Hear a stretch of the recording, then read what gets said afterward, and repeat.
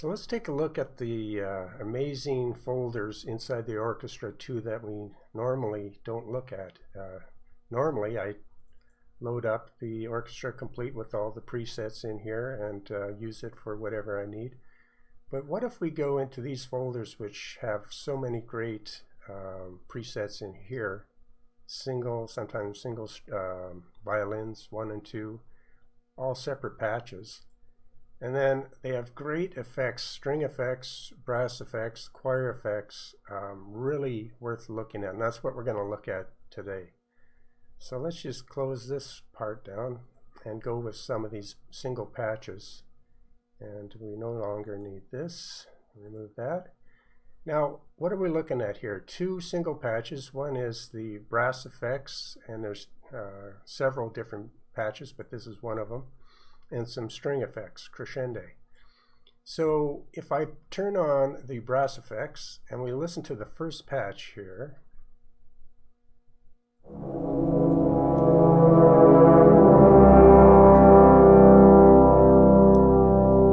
we get a really, in my opinion, really well done phrase from these horns, powerful. But it's one loop.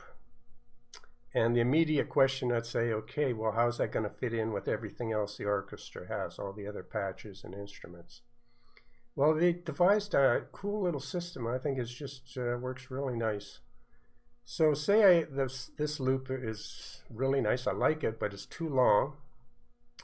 It's not syncing up with my string crescendo, say over here. But if I move this, which you can, I guess that's what this little tab is for, you can move it in the loop.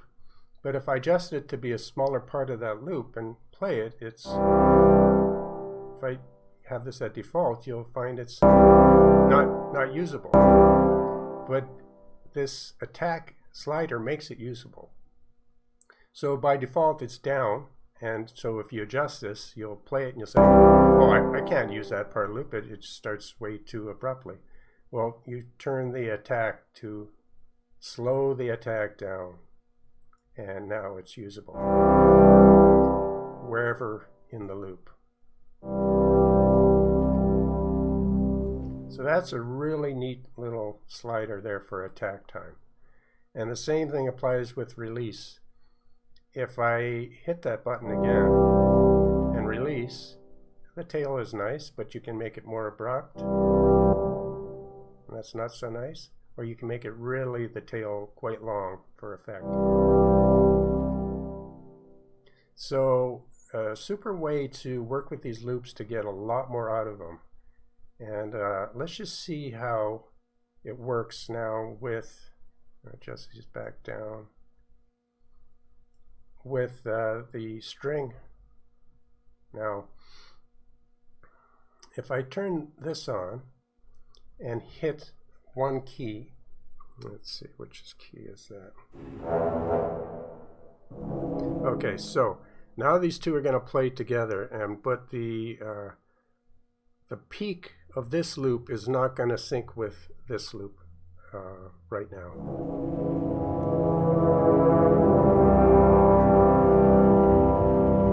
Even though this bass loop is a very softer crescendo, very soft, this one's more strong. But I still want to have this peaking roughly around here to kind of highlight the strength of this.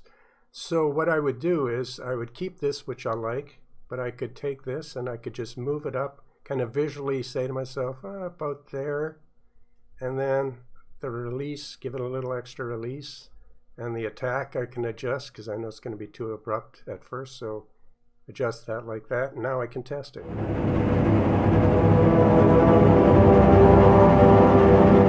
And that's way too long, and I can turn this down.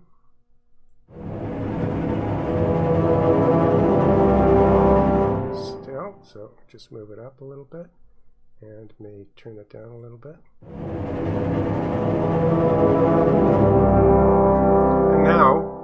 And say that's the effect I like, so that this strings, our crescendo is peaking roughly where I want it to over here. And it really works quite nice. You can just adjust this till you get the effect visually and you hear the effect you want. And if we go to another key here, this is more pronounced, so the effect's more important to have them kind of sync up. So let's take this and drag that way to about here. We'll adjust the volume about like that. We'll give it some release. We know the attack's going to have to be a little bit softer, but not too soft. But so we're going to move it back a little bit. A little bit more. So now this is reaching its peak up here, and this is also kind of reaching this peak up here. But a really useful way to have these loops extend and get a lot more usefulness out of them. And by default, they are just amazing to listen to, even before you sync things up. They're just, if I go through, play some of these together.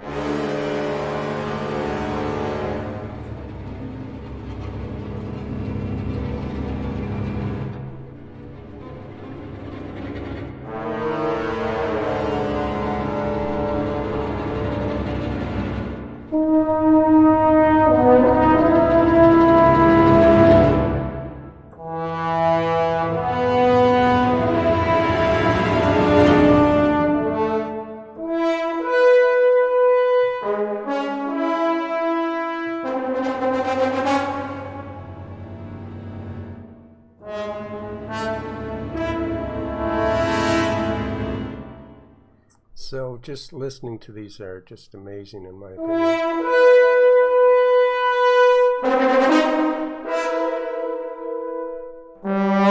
Some trombone glides, and then we have trombone. That's not trombone, obviously, that's strings, but.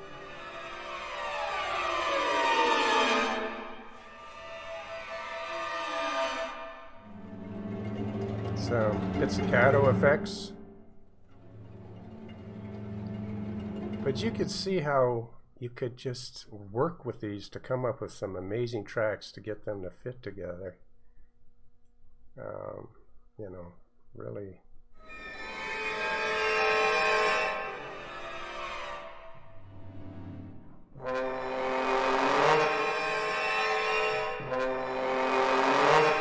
So let's try this one. Grab that little handle, and let's try that for matching this little peak here with that peak there.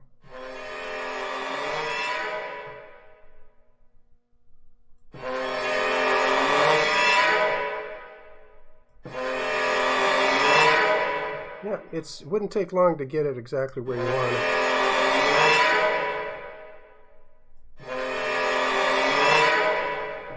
So usable, very cool. So, but these are just a couple of what you can do. You can bring in some deep hits. If we turn them on, let's see, deep hits, like that.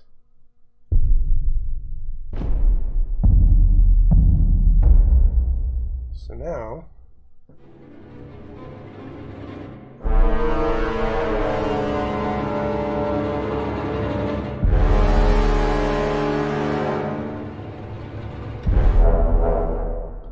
bring in some timpani, turn that on.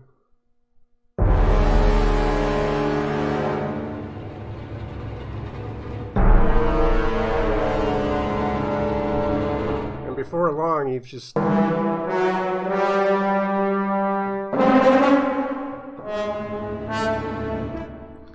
but these are just some of the elements, and then if you start to turn on some percussion, and if you were to bring in just one of the orchestra complete using the animated orchestra, and I've got just one here captured in the grave. Now if you were to turn that on, it all kinds of begins to work together. Now of course you would want to take the time to make everything fit, but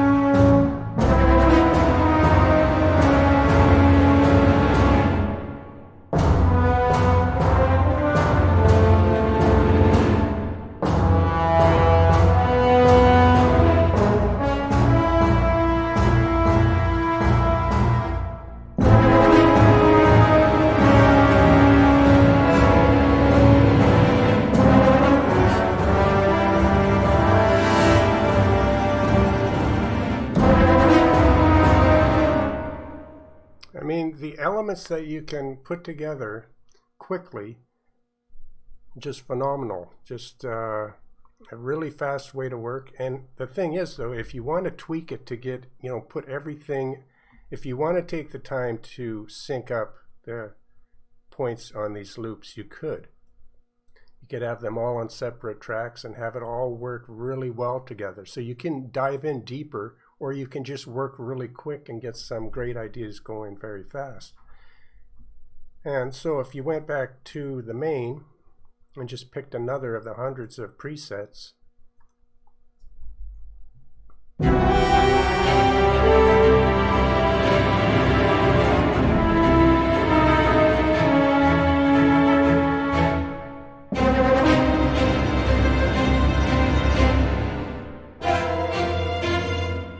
great way to just go through and get some ideas quickly.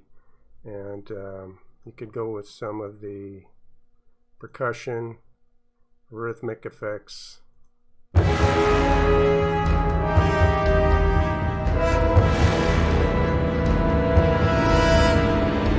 Just for pushing one button on the keyboard, which I just did,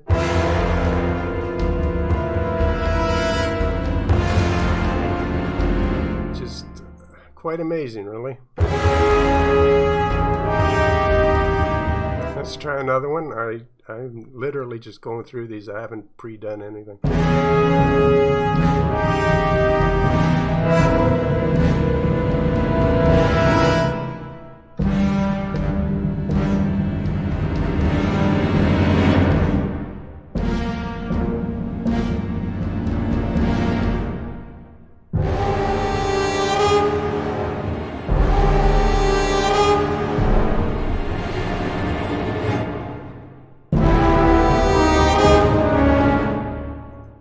Different time signatures.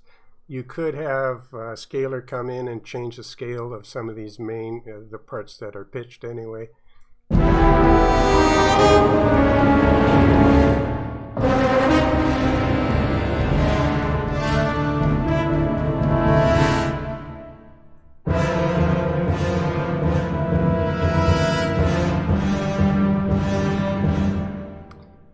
then if you wanted to say had enough of the horns for a while, you could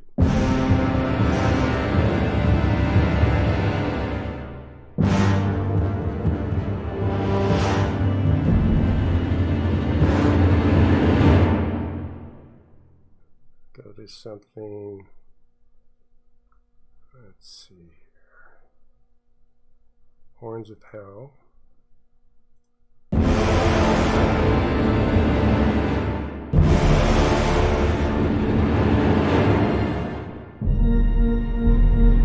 Organs in here are amazing also.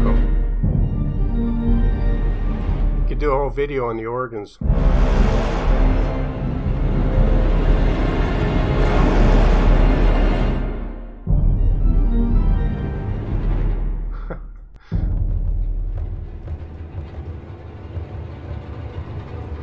So I really wanted to mention how usable these loops are on separate patches and how you can adjust them to work together so nicely with these two knobs and the slider, which makes them really useful. And when you kind of put them on separate tracks and take some time to loop everything up correctly, and then just add in some whatever, all these presets, it's just such a amazing way to work for ideas and to get really strong themes going. So that's my little look on grabbing life by the horns. Why not use the orchestra's Horns from Hell and the other patches in the orchestra?